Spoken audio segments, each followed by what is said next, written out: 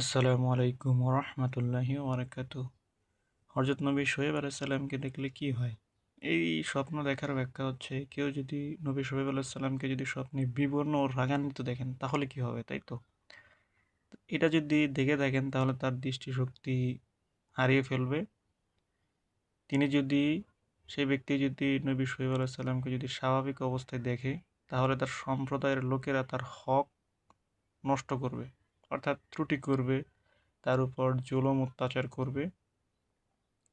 তবে পরবর্তী সে তাদের উপর জয়ী হবে, অর্থাৎ আল্লাহ রব্বুল আলামিন তাদেরকে মানে নবী শোয়েব আলাইহিস সালামকে সেই পরবর্তীতে সময় তাকে জয়ী করবেন, অর্থাৎ তারা যা জুলুম করেছিল সেটা থেকে তাকে মুক্ত করবেন ইনশাআল্লাহ।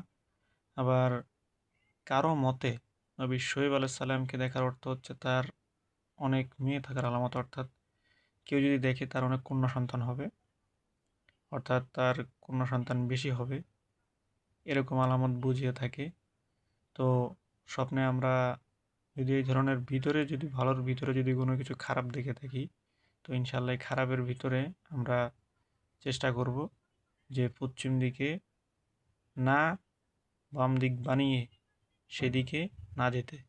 তো এটার মধ্যে আমি লিখে দিয়েছি কিভাবে করতে হবে, ইনশাল্লাহ দেখুন। এই যে, যদি চান যে স্ত্রী ও স্বামীদের মধ্যে মহব্বত সৃষ্টির নকশা সেটা চান তো নিতে পারেন।